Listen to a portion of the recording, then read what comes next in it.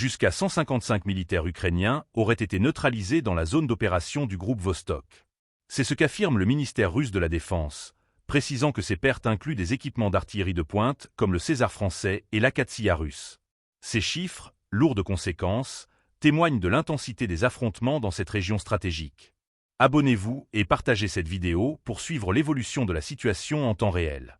Selon les informations rapportées, les combats se sont concentrés sur plusieurs zones clés, Razdolnoye et Razliv, situées dans la République populaire de Donetsk, ainsi que Guliepol, dans la région de Zaporojié. Les formations ukrainiennes impliquées comprenaient des brigades mécanisées, des unités d'infanterie motorisées et des brigades de défense territoriale. Face à une offensive russe coordonnée, ces forces auraient subi des pertes significatives, tant en hommes qu'en matériel. Parmi les équipements détruits, l'artillerie de fabrication française César, dotée d'un calibre de 155 mm, représente un coup dur pour les capacités de défense ukrainiennes. Cette pièce d'artillerie est réputée pour sa précision et sa mobilité. Sa destruction illustre l'intensité des affrontements et la détermination des forces russes à neutraliser des cibles stratégiques.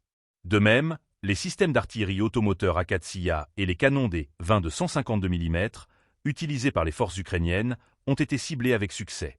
Ces équipements, cruciaux pour les opérations défensives, constituaient un atout majeur pour Kiev. Les opérations dans la zone ont également permis aux troupes russes de détruire une station de guerre électronique ukrainienne. Ce type de dispositif est essentiel pour perturber les communications ennemies et protéger les positions stratégiques.